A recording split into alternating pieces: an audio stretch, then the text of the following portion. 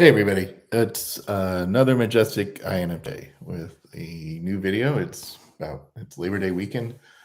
Um, it's been a couple of weeks, I guess, since I've done a video. I've been trying to think of things to talk about. I'm still gonna do the brain uh, slash cognitive functions set, but again, I'm just kind of working that out. Um, okay, so today, I just want to sort of riff on um, what are referred to as the action functions. So that's going to be extroverted sensing and extroverted intuition. And a lot of the terminology I get or that I'm going to use is mainly based off of talking with famous people, host Eric, who I think does a really good job of breaking down the different functions in a way that makes logical sense. And it also sort of maps on to what we know just in general psychology, the psychology that's not even thinking about cognitive functions in this way. Um, but just how we know different parts of the brain are processing different types of information and then working with each other. Um, so with the action functions, again, extroverted sensing, extroverted intuition, the way that I like to think about it is, you've got all this information being processed on the inside or the back of the brain, and even to some extent the front of the brain, where it's trying to figure out what to do with that information, right? So information's coming in, you're processing it in one way or another, you're using your TI or your FI, and then you're also using your TE and your FE to sort of figure out what to do with that information. And then there's going to come a point where you actually have to take that information that you've processed internally and somehow affect it out into the world. And that's affect with an E as opposed to an A. So you're making things happen in the world. And we humans do that in two different ways. One way is just actually physically taking action and doing something, manipulating some sort of object or, swinging a baseball bat, throwing a ball, hitting keys on a keyboard, strumming a guitar, things like that is taking action, and it could be something as, specific as a specific act like swinging a bat, or it could be sort of a grander thing like, I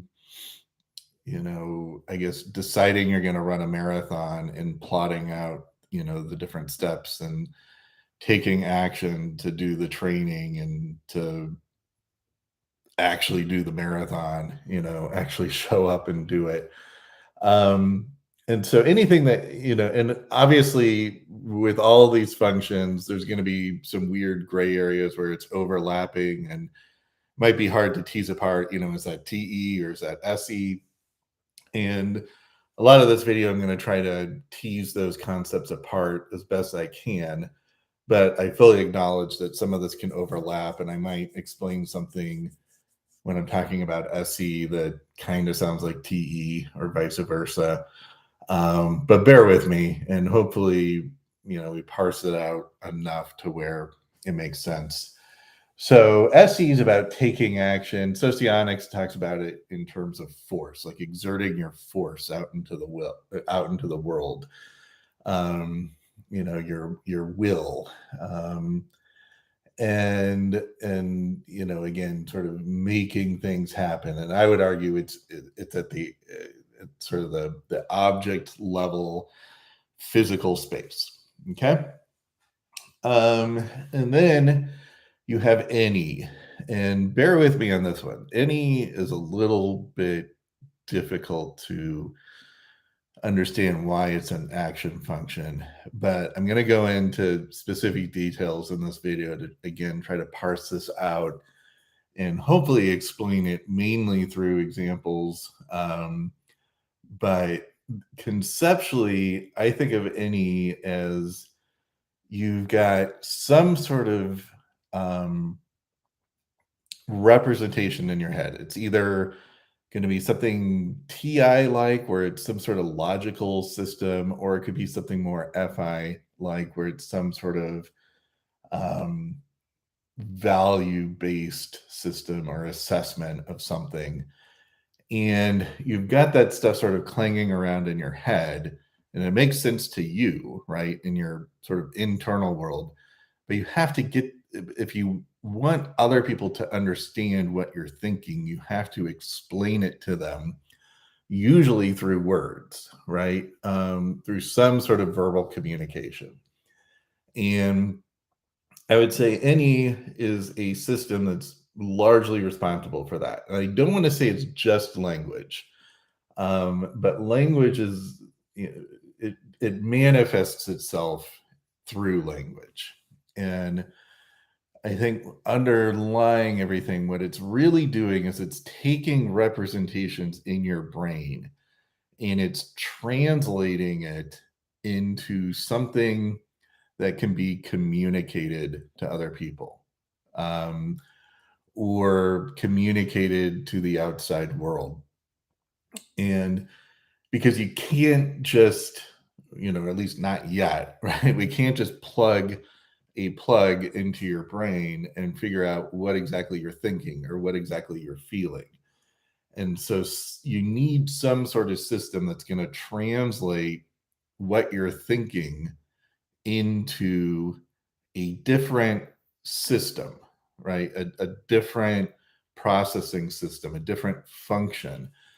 And because, if it's TI information, it's just logical symbols and representations just sort of bouncing around in your head, figuratively speaking. They're not really bouncing around in there. But you need to be able to explain that logic, and where you're coming from. And the only way to really do that is through language. And that could be either spoken or it could be written. Okay. And any is doing that translation, right? It's translating your FI stuff into a verbal description. Um, Now you might be saying, "Whoa, whoa, whoa! I thought any was about exploring possibilities and sort of kind of knowing things without having experienced them, like what could be." And I would say, yes, I would say this is all internally consistent, because what any is doing is it's a system that allows you to um, tie together different symbols in an infinite amount of ways, right? And so if you think of language, you have theoretically an infinite amount of words, or very close to it. I don't know. Depends on your definition of infinity, but or which definition you're using. But yeah, you have an infinite amount of words, an infinite amount of describing things or putting those words together, and it's sort of an infinite amount of meaning, right? And so the NE system has to take all those infinite possibilities. I mean, if you really think about it, this is like phenomenal that we're able to do this, really. But if you want to describe, the green tree which has leaves that are turning brown and it's sort of leaning to its side outside, you've got that visual representation in your brain. This is what I'm looking at, but I have to somehow translate that information into something that you as the listener are going to understand, right? And so everybody my one of my favorite sayings is, everybody talks about, how great it's going to be to have something like Neuralink or something where you can, insert a wire and read people's thoughts. And my response is, well, we already have that. It's called language, right? And we translate what we're thinking into words using TE, right? So TE could be doing a lot of things, but one of the things that it's doing is it's taking all those representations and figuring out sort of the infinite amount of ways that you could tie all those descriptions together, all those symbols together. Green leaves that are turning brown on a tree that is outside, that is leaning to the right, that is blowing in the wind. All that stuff, you understand what I'm saying because you have a language processing system and I have a language output system, and my language output system is capable of taking an infinite amount of representations and tying them into something that makes relative sense, right? But your NE could also has the ability to just come up with verbalizations that make absolutely no sense, right? It can tie all, various representations together that have that don't have a real meaning to the outside listener. They might, because we're human, we're going to try to ascribe meaning to it. But it either doesn't really have meaning, or it has unexpected meaning, or it has meaning that doesn't make sense, that doesn't match in reality. And the best way I can describe it is think of Mad Libs, right? When you were a little kid and you played Mad Libs, and there'd be sort of a story written out, but there would be blanks for give me a noun, or give me an adjective, or give me a number, or give me a color. And somebody would put those words in, and then the other person would read the story back, and it makes no sense, and it's kind of funny because it makes no sense. And so, for example, I actually did one before starting this. And so here's the Mad Lib that I just generated online. So bats are so cool. They are pink, angry animals which have wings, right? So I gave it pink as a color and angry as an adjective. They are pink, angry animals which have wings. They like to fly around at morning, which makes some people scared of them. Of course, that doesn't make sense. I gave it morning. But bats are erroneous. I gave it erroneous, and they don't want to hurt people. So that doesn't really make sense. I have a bat that lives in Paris. I gave it Paris. I like to feed him burgers and chocolate. I give it burgers and chocolate. He likes to run. I give it run. I am his favorite person, but he also likes Freddie. I give it Freddie. I want to convince my parents to get me 20 more bats. Okay. Not a hilarious Mad Lib. Obviously, some are better. But the point is that any is basically capable of forming those sort of Mad Lib type of statements or stories where they, you're just tying together sort of quote unquote random words that don't really make sense, right? I mean, they fill each word fills its particular function, but given the context, it doesn't make sense, right? It's an adjective. It's correct in that sense that it's an adjective, but given the context, it doesn't make sense. Like an angry bat. Well, actually, bats might be angry. Who knows? And I would argue that people with real high NE, so like your ENTPs and your ENFPs, and probably your INTPs and INFPs, where NE is in the first or second slot, not only are they probably good at coming up with funny words for Mad Lib, coming up with an odd adjective or an odd noun, but if you just ask them, generate, a story that sounds like a Mad Lib, right? It sounds like somebody put together a Mad Lib. They could probably do it on the spot, right? Especially your ENTPs. And without even thinking about it, right? And they'll just come up with just random words. The pink dragon was on the beach giving a press conference to eradicate pizza dreams that are torturing elderly Parisians. Just random sort of things that kind of make sense. Like, there's nouns and adjectives and they're all tied together, but given the context, they don't really work together. But that's NE, right? NE can do that tying together. Now your NI is the thing that's telling you that makes no sense, right? That doesn't sort of match up to reality.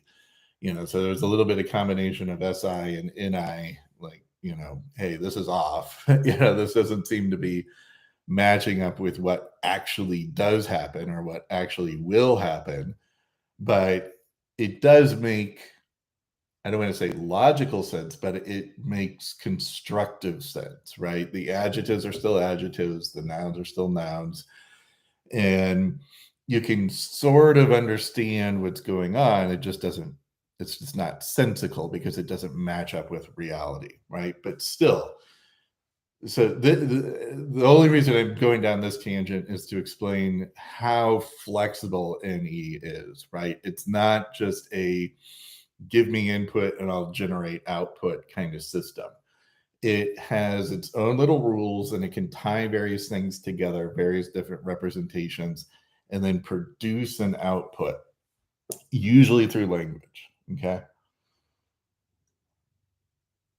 One might argue all the hand motions and, body language, that's probably in anything too, and if I, had to guess, it's probably in one way it's expressing FI, right? People who talk with their hands, that it might be very emotional. They're trying to get their emotion across.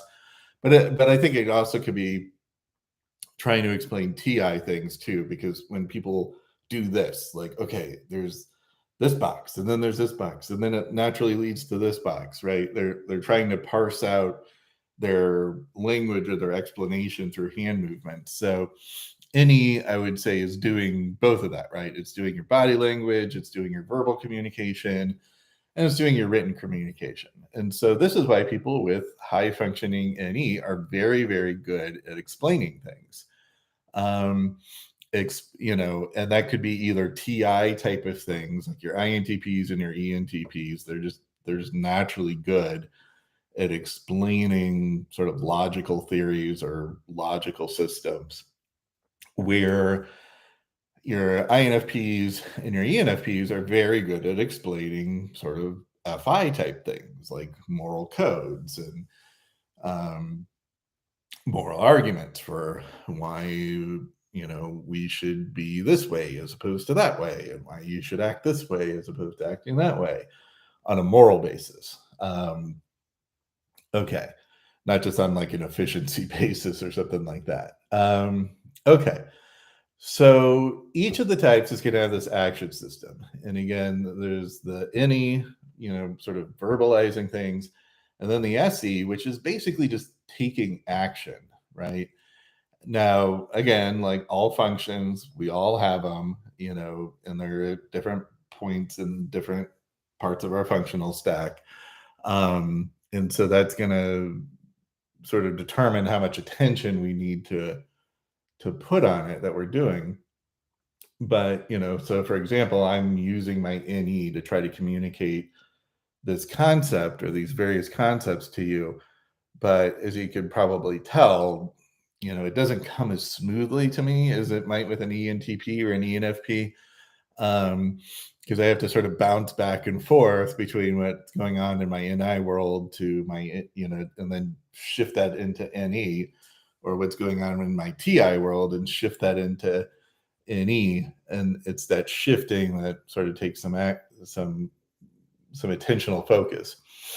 Now, opposed to doing things, right?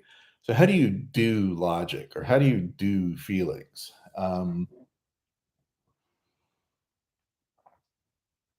Well, let me give you a couple examples. So, I a lot of what I do for work is putting together contracts, and in a lot of ways, it's a very TI thing. Now, yes, it's verbal, it's words, things like that. But really, what it boils down to is any sort of contract is basically just a logical system of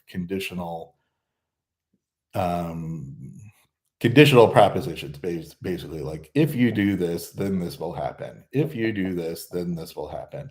If you do this, then this will happen. If you don't do this, then this will happen.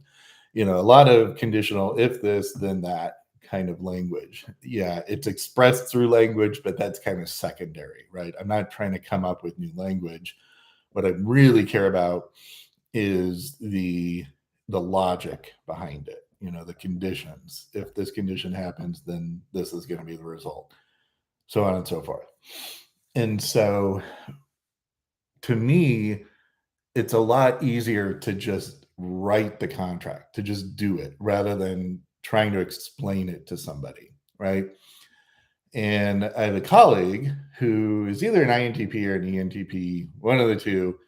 Um, and his preference or his sort of way of doing things is like he likes to talk about it. He likes to explain, like, okay, this is how it's going to work. If this, then that. If this, then that.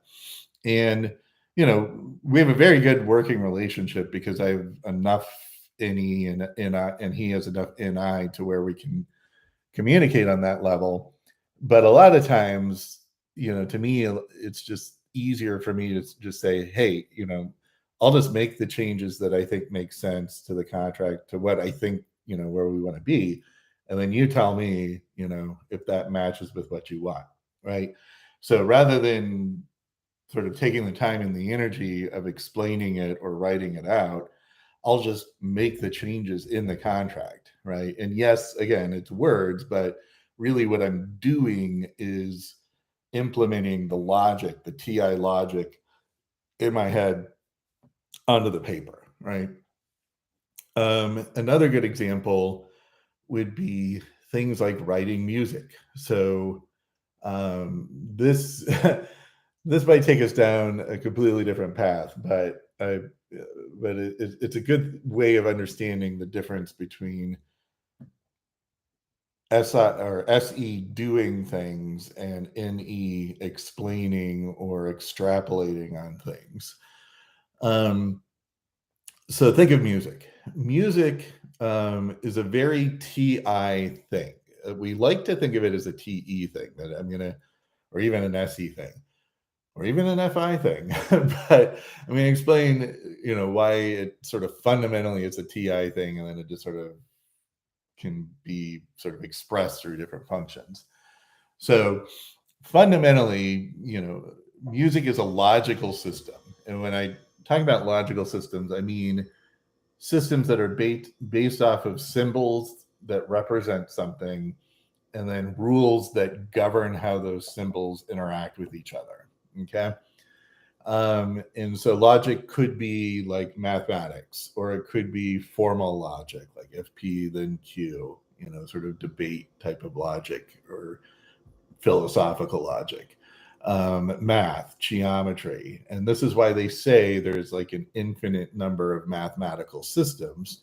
We're used to number theory or maybe geometry.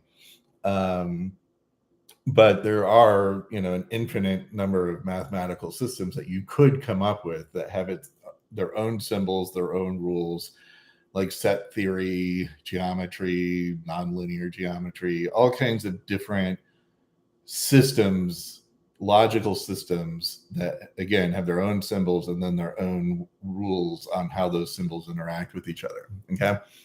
And that's TI. And TI can do lots of different logic systems, right? It can do formal logic, it can do mathematics, and then I would also say it can do music. And so music is its own logical system that has its own symbols and its own way that those symbols interact with each other. And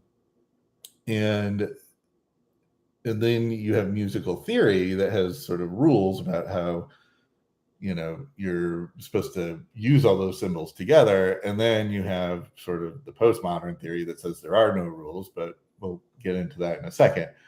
But at its very fundamental starting point, you have a basic tone, which is just a frequency that the observer, the listener hears, right? And then you have, based off of that, you have mathematical sort of conditions that you build music on, right? So you have your basic tone, and then you can double the frequency, and then you have an octave.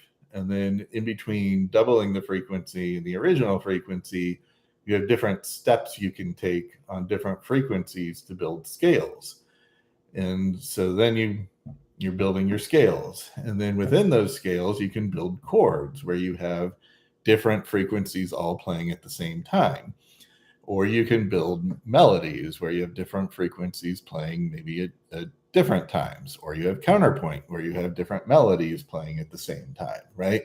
And as you can see, this is just symbols just building on top of each other using different rules. And the scales, you can shift from one scale to another scale by adding a sharp or adding, two sharps to where you started with. A sharp is sort of erasing a note by a half note. And then, within a scale, you can have a modality, and then you could shift between different modalities. And so again, it's all these little symbols and rules and how they all interact with each other. And there's a structure, there's a logical structure. And, in the classical period, it was all about this, just figuring out like, the most harmonious logical structure and coming up with all these rules where you couldn't have fists, moving in parallel with each other. And, if you had a high note, it needed to go down, and a low note needed to go up, and just all these just different counterpoint rules and everything. And that was classical music. Like they just had this sort of mathematical system. And you hear about things like the crab canon, where, it was by Bach, and the notes going one way from left to right, play out a melody, but then you can turn the music over and then play it backwards and it plays another melody. And then if you play both of them at the same time, they're playing sort of a counterpoint melody together. And it's actually kind of a simplistic song. If you heard the song just by itself, not knowing the story behind it, you'd be like, okay, that sounds like a classical music, but nothing impressive. But when you know the sort of story behind it, that one's going forward and one's going backward, and they're doing it, sort of in mirror images of each other, then it's a little bit more interesting, right? And that's all logic. And the reason that I would say that music is symbolic logic is because you could actually have music and music theory without ever having an instrument or anybody actually performing it, right? If you had a bunch of people in the 1700s that wanted to nerd out on music theory and notations and write orchestras and sonatas and cantatas and canons that all followed these nice little mathematical, logical rules, and tried to outdo each other and impress each other, they could just literally write it on pieces of paper and never perform it, right? Never actually sit down and play on a piano. Even if pianos didn't exist, even if instruments didn't exist, this system could exist, right? I mean, because and be just as logically sound, right? And have people just geek out on it, just like they do with set theory or geometry or anything, right? It's all just sort of internal logic that can be expressed through these different symbols. Now with music, we express it through actually playing instruments and whatnot, right? And so, and so that's where I would say, TE is coming in, or SE. And I'll parse those out here. Okay. So, and again, also just sort of think of Beethoven, the fact that Beethoven was going deaf, late in his career, and arguably wrote some of his best pieces when he couldn't actually hear them, right? A lot of people are like, well, how does that happen?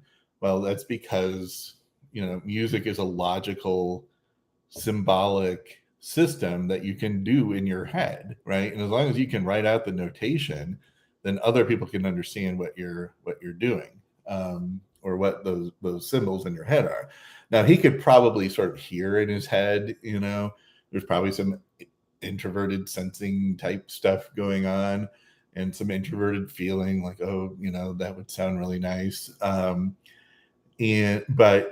But logically speaking, he could still put it together without actually having done it, right? Like he's not playing the piano and listening to it. He just knows logically, hey, this would make a good song or piece. Another good example is in the movie Amadeus. At the very end, you see Mozart and what's his name, Solinari? Is that his name? His nemesis are writing Requiem, one of Mozart's biggest, most famous pieces. And Mozart's in his deathbed and he's just humming along and telling Solinari, like, okay, we're going to add this instrument and they're going to play pizzicato and they're going to, play A minor and then go to E minor and blah, blah, blah. And Solinari is, he's just transcribing what Mozart is telling him. But again, it's symbolic logic that where Mozart's coming up with this. Yes, there's some FI. Yes, there's some feeling behind it. But, at its core, it is just this symbolic logic that's getting expressed. Okay, so hopefully this makes sense on the TI level of why music is fundamentally a TI endeavor. However, music is not only TI, right? And, if I want to play a guitar, I have to actually know where to put my fingers, right? Like if I want to play an E chord, where do I put my fingers on the various frets and strings, and which strings do I play or strum, in order to play the E chord? And then if I want to go from an E to an A, which, fingers do I move? And then I want to go to A to C. Now, actually knowing how to do that is a TE thing, right? So you can have somebody who knows nothing about music theory, right? Knows nothing about tonic chords and dominant chords and subdominant chords and scales and all that kind of stuff. Doesn't know anything about the theory, but you can just give them a guitar and say, okay, you want to play Smoke on the Water? You play dun, dun, dun, dun, dun, dun, dun, right? You put your fingers here. Well, I think you have to drop D for that. You put your finger here, and then you put your finger here, and then you put your finger here, and then you put your finger here. And you're not explaining what the theory is, the music theory behind it. They might not even know what notes they're playing, right? I mean, there's a lot of famous guitar players that know nothing about theory, know nothing about scales or anything like that, but they're phenomenal guitar players because they know how, where to put their hands, right? And so I think of sort of the classic ESFP, right? So ESFPs are going to be TI polar. And, if you have an ESFP learning how to play guitar, they just want you to show them the chords. Like, just show me the chords. And, they've got that TE at that third spot where, they're going to want to show off all the chords that they can play. That's why they're the performers. And they don't care what the theory is. They don't care that they're, going from, the major first chord to the minor fourth to the major fifth, and why that works, in a sort of theoretical music theory kind of way. They just want to know how to play, right? Like, just show me how to play that Radiohead song, right? And they don't care that you're going from the first chord to the major third to the major fourth to the minor fourth, right? They just want to know, where do I put my hands and when do I move them? And so that's a very TE way of learning music, right? But you can be a very good musician. I mean, some might argue performer, and not know anything about the TI part of it, right? So there's the TI part, and then there's the TE part, the actual like figuring out, like, how do I sit at this piano and play this song, right? How do I also sort of think of like the Suzuki method, where they take, I might be getting this wrong, but I think I know enough about it to where maybe this is right, but where they basically take little kids, at a very young age, and just have them just repeatedly just play scales, scales, scales, scales, and play, pieces over and over again. And then not only that, but like, a few bars of every piece just over and over and over and over and over again until they just get that muscle memory just exactly right, and now so you can have a kid that's up there playing like the most fascinating violin solo you'll ever see a 5-year-old or a 6-year-old play, and then you sit them down and you can ask them, okay, well, what was the chord structure of that song, or what scale were you playing, or what, inversion of a scale or a different mode, all this very theoretical kind of stuff. And they'll have no idea what you're talking about. All they know is they were told, play this, then play this, then play this, then play this, right? And then play it with feeling, right? Um, and so that's a way that people could perform music without necessarily knowing the theory behind it. And in philosophy, you can look this up. I won't get into the deep details, but in philosophy, it's what it's often referred to as Searle's Chinese room, where you have somebody who's in a room and they get sort of pieces of paper given to them, and it says, okay, if you see this piece of paper, write this down. If you see this piece of paper, another piece of paper, write something else down. And all these are Chinese characters. They're writing down Chinese characters, and they're taking Chinese characters as input, but they don't speak Chinese. They have absolutely no idea what they're saying. They're just doing what they're told, right? And so he is making the distinction between, functional output, being able to do something versus actually having an understanding of, understanding the logic behind it, right? So look up Chinese room, Searle's Chinese room, and you'll see what I'm talking about. Okay, so we've got TI and we've got TE, and of course, being INFJ, I grew up playing music, and I was a drummer, and I learned how to play piano and guitar, but I had never been able to actually play a piece of music. Like even the most simplest song, I really can't. I could kind of play it, like I could play little bits and pieces maybe out of it, but just sitting down and like learning like something from Debussy or Chopin or something, like just knowing the TE part of it, right? Like first you play this chord, then you play this chord, then you play this scale, then you play that scale. That's a very TE thing that I want no part of, right? And so I was a drummer, and I could just kind of play the drum beats, that I knew. But actually, like but I know music theory. I know it very well. Like I know, like you can give me a piece of music, and I can tell you, okay, here are the chords, here's the key, here's where they're shifting, or from one key to another key, and this is the type of modality they're using, and all that kind of stuff. Like I know it logically, but if you told me, okay, actually play it on the piano, no, that's not what I do. And so that's why, I love like computer sequencers and things like that, because I could just input the information and the sequencer does it for me, right? Or the computer does it for me. It actually does the playing of the notes.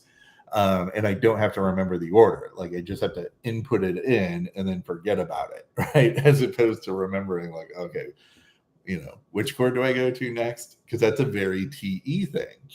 But if somebody, but if I'm playing a guitar or the piano and somebody says, okay, play, the dominant chord, now play the fourth chord, now play the fifth chord, I can do that, right? But remembering the order after the fact, I don't know. Okay, so that's just me, and I would imagine a lot of INFJs might be the same way, where like you might understand the theory very, very well, but actually knowing how to do the TE part of it, like remembering the order, or which frets do you play on the computer, which keys do you push down on the piano, might be a little difficult, right? Okay, so that's the distinction between internal logic and external sort of manipulation of the object, or of the instrument. So where does SE come into all this? So SE is the nuts. So let me back up here for a second. So when I was explaining TE, I was talking about doing things, right? And so you might be thinking, well, isn't SE the doing part? Um, and that's where it's kind of tough to tease these apart, right? So the TE is figuring out exactly like how it's done, right? Which notes, which strings, and which frets do you press down on the guitar? Which strings do you strum? Which chord comes next, in this song? And then what's going to be the chord after that? Where do I actually have to put my hands, like on the piano or on the guitar? That's the how is it done, right? That's the TE part. The actual picking up the guitar and exerting your force to pick up the guitar or to sit down at the piano and actually do it is the SE part. Okay. Might be hard to sort of parse apart, but think of somebody who might be SE polar but has pretty good TE. So who would those be? Um, an SE polar is going to be your INFP and your INTP. So an INTP, even though they have dominant TI, they have relatively good TE, right? And so they probably can learn, okay, here's how to play it on the guitar, but getting them to actually do it, right? Getting them to actually show up and play in front of people and, um, you know, basically exert their will or pull the trigger or however you want to describe it is an SE thing, right? And because that also requires attention, right?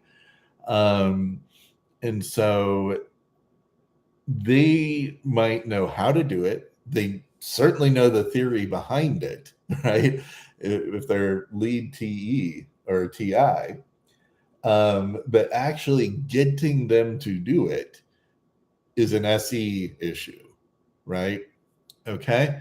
So with the INFJ, you've got extroverted sensing down there at the fourth spot. And even though it's at the fourth spot, we still like to do things, right? We might have to be pushed a little, like we might have to be given a reason like why we've got to do it, like client needs it or there's a deadline or we're doing it as a favor for somebody. There might be something that sort of we need a little bit of a push to get over the inertia of not doing it. But once we start doing it, we actually kind of enjoy it, right? But what do we enjoy? We enjoy doing logical things. And so again, for example, I like to program music into computers and do like sound design and stuff like that. But it's a very kind of non-linear thing because I can just put chords into a sequencer and the sequencer worries about playing it. And not only that, but I can like program things to where, okay, after, 4 chords, it's going to transpose into a different scale or enter a different mode. And I don't have to do it myself. The computer does it. I just have to tell it to do it. Right. But in my head, I'm doing music, right? Because I'm taking the theory that I know and how different frequencies and different harmonies and all that kind of stuff, how they all work together and how to build sounds and how to master and mix and all that kind of stuff. But that is very TI, very theoretical, and then do do it by just punching buttons into a computer, right?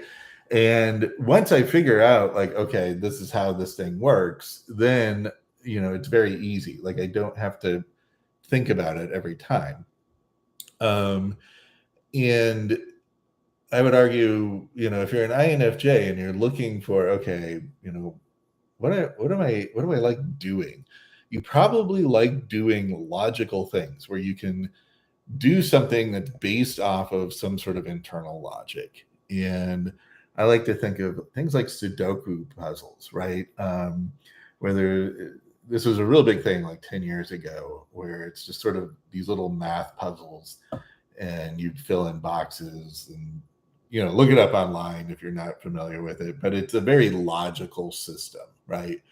And the doing is the just sitting there and putting the numbers in. And if you have ti and se sort of working together like that, even though they're down on your third and fourth functions, um, once you start doing it, like, you just get into this loop and you really just kind of find your flow, right?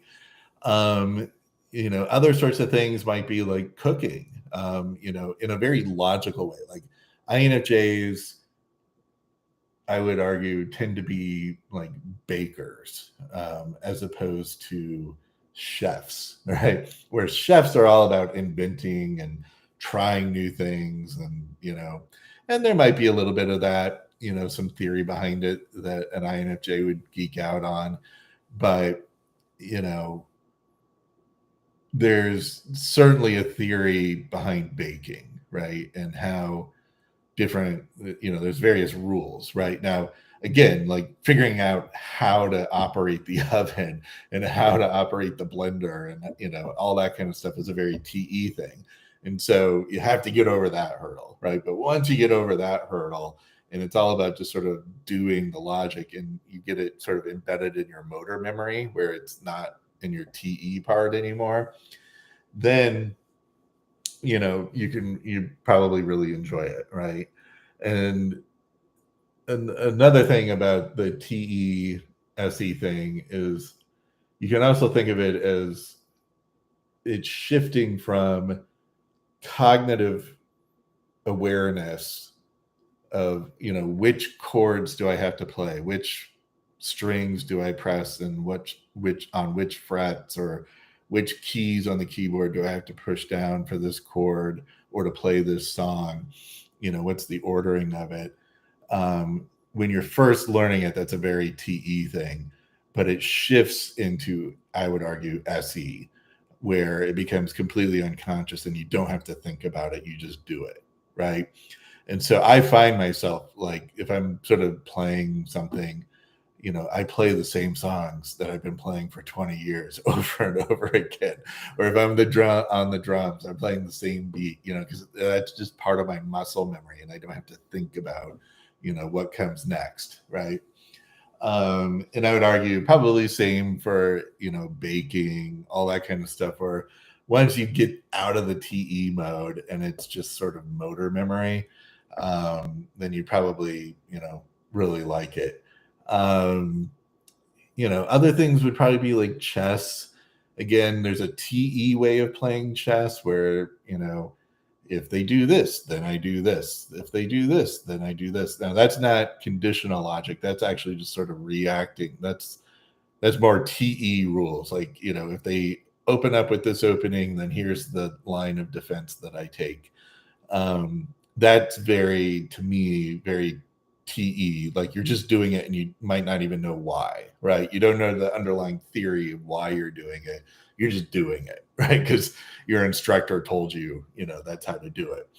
But at some point, you sort of max out, and you actually have to have the TI, and I'd argue NI capabilities to, really understand the underlying structure, right?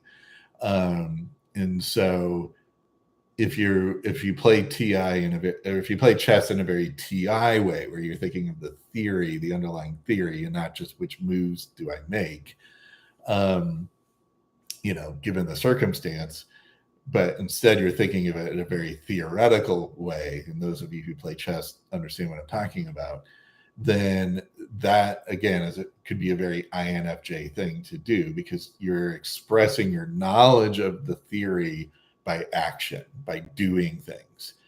Okay. So now we're going to compare that to NE, right? Where NE is more about verbalizing or explaining these representations as opposed to just doing things, right? And again, just to make sure, it's not lost, Not trying to say that people with dominant any or any on the front stack can't do things. They certainly can do things. It's all a matter of, do they have to pull out of, their normal routine and go into a function that, isn't as um, routine for them, or um, sort of cognitively available to them, right? You have to spend more attention getting into it.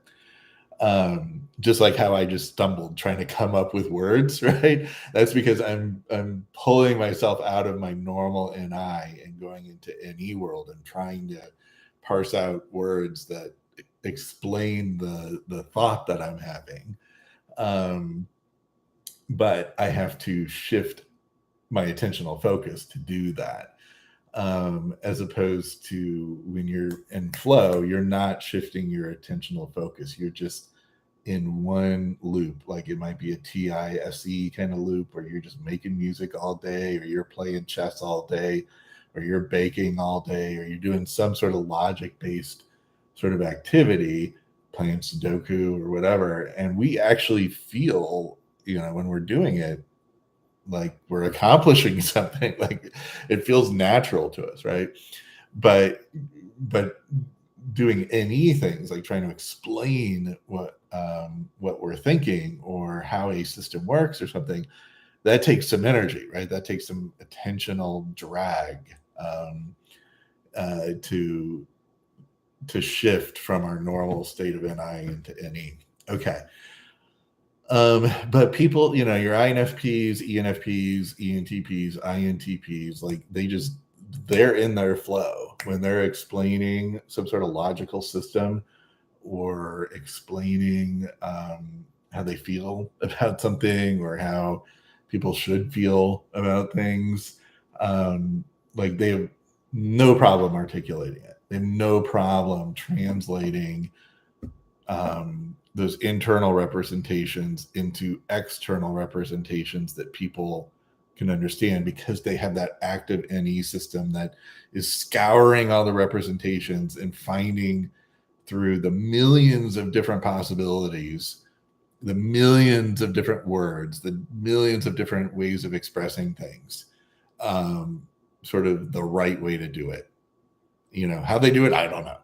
Right? How the brain does that, who knows? But they seem to be very good at it. And it's really not just explaining things through language. I mean, language is certainly a big part of it, but you can also think of, INTPs or ENTPs are probably pretty prolific at computer coding, or coming up with new codes, like new computer languages, where you're taking a symbolic logic, right? Like you've got some sort of mathematical logic, let's say set theory or something, and you want to write a computer code that symbolizes that.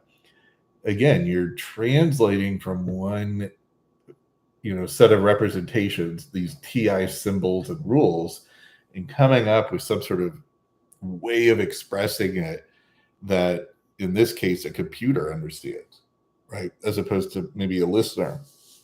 I would argue that's NE as well, because you have to translate the millions of possible ways that all these symbols could be tied together and communicated, and find a way that works, right? Um, and it makes sense. So with the innies, the dominant and secondary users, again, this is where you're going to get your writers.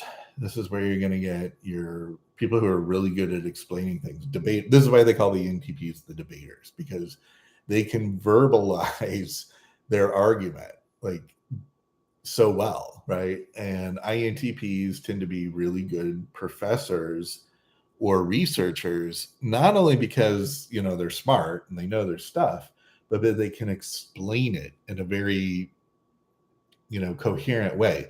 Now sometimes, like, the stuff that they know is just so complicated that you yourself have to be an INTP or an ENTP to be able to follow it. um And I'm not trying to say that they're very good at dumbing it down and explaining it to everybody, but they certainly can explain it to people who know what they're talking about, right? So if you know music theory and you're talking to an INTP who also knows music theory, they're going to be able to express their, sort of theories or their observations or whatever about music theory to another person very, very well who understands music theory. And that other person is going to, probably understand right away and probably agree with them. Now, the ESFJ, so let's think of people with any in sort of their third slot or maybe even their fourth slots, right? So that's going to be your ESFJs and your ESTJ, or ESFJs are going to have TI in their fourth slot and SE in their, no, okay, bear with me, NE in their third slot and TI in their fourth slot. So let's talk about the ESFJs. Sorry. So the ESFJs, this is why they make really good school teachers, right? They got the FE thing, right? So they're good with getting along with kids and all that kind of stuff, and usually getting along with parents, unless it's just like a real grumpy INFP parent. But other than that, they usually get along with parents. They definitely get along with kids, but they're also very good at explaining things to kids in a way that kids understand, right? And I don't want to say, I'm not trying to say an ESFJ isn't as sophisticated or smart as their INTP counterpart, but INTPs are thinking about logical systems that are way above comprehension of, what little kids are going, to be able to learn, right? Unless it's just like one of those like crazy smart doogie Howser little kids. But in general, they're thinking of high-end like computer modeling, mathematics, physics, high-end logical structures, very complicated, very sophisticated.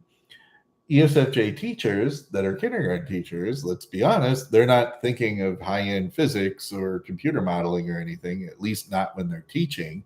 They're thinking of the ABCs and simple arithmetic, and they're very good at explaining it, right? By and large, right? Because they've got that introverted thinking where they can, process it, and they can use their extroverted intuition in a way that resonates with kids and explains it to them in a way that they can understand, right?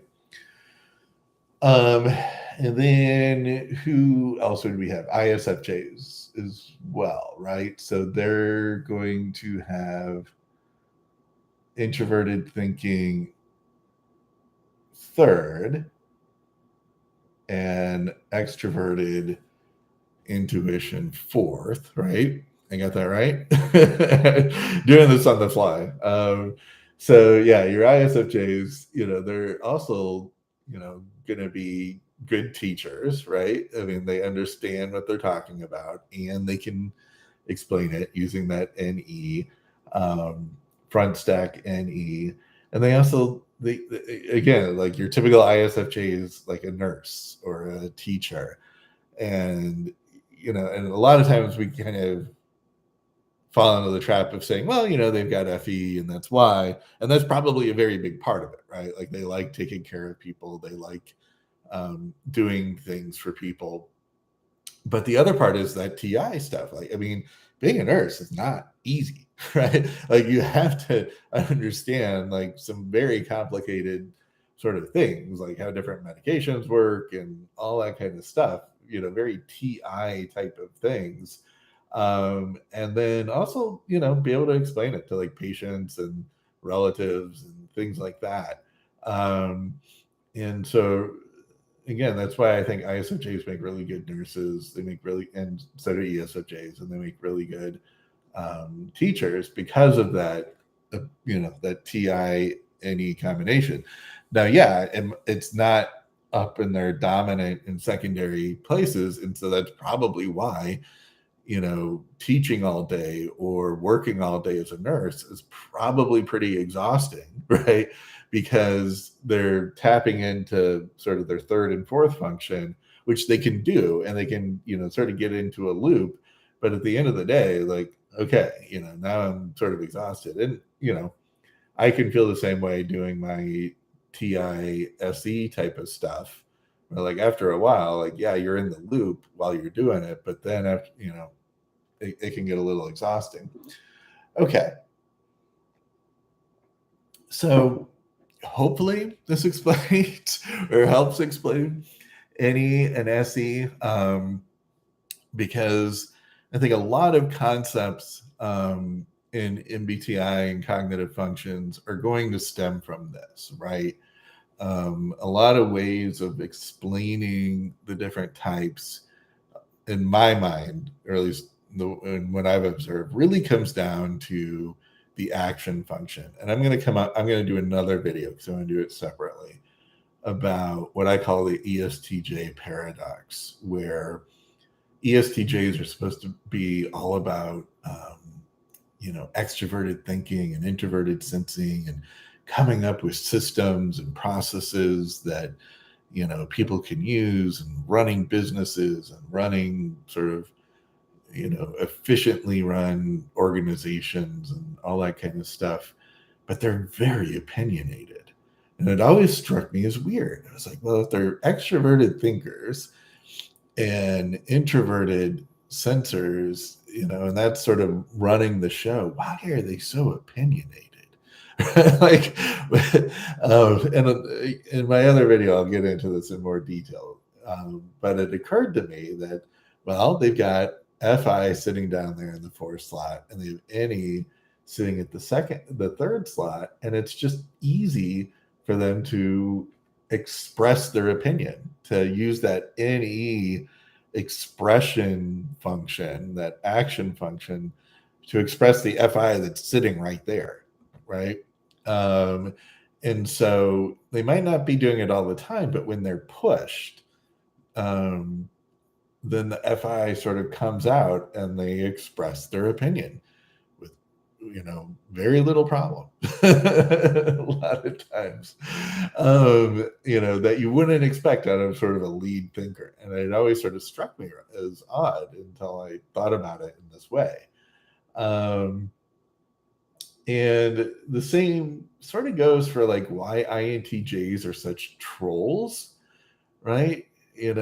Because, being a troll is all about like disrupting harmony and stuff like that. And, just sort of being disruptive, but in this very sort of social way, to kind of disrupt the social vibe that's going on or whatever, right? Or disrupt institutions.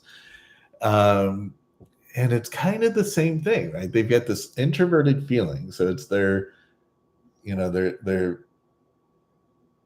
third stack or third slot FI running, their introverted feeling. And then you couple that with their SE, and they like to do things based off of their feeling, right? So they're not out there expressing. They're not out there being all emo and like, oh, I hate the world, or I hate this person, or I hate, this institution, and it's so unjust. They're not like the ENFPs or the INFPs where they're expressing, and using NE to sort of express their FI. No, they express their FI through this SE kind of system by doing things, by being disruptive, like pulling pranks and, just trolling people. And yeah, they're sort of using language to do it, but that's not really the essence of it, right? Like they're not expressing how they feel by telling you straight up, like, this is how I feel. Instead, they do something to piss you off, right? To show you, I don't like you, and so I'm going to make your life a living hell, right? By trolling you. And so they'll say things to like get under your skin or to be disruptive. And it's not an expression of, again, it's not a literal expression of their feeling like, oh, I hate you so much. I wish you would just die. It's like they find something to make a comment on to make you feel like you want to die, right? Or at least they try. Or they pull some sort of elaborate prank, right? And again, it's nuanced, but it's the difference between doing something and expressing something. So hopefully that makes sense. And I'm going to do another video where I get into more detail on what I'm talking about there. But in order to do that video, I wanted to do this one because I think understanding the action function sort of important. So hopefully that makes sense. Leave comments. Let me know if that makes any sense or not. And I'll be sure to respond. Okay. Have a good one. Bye.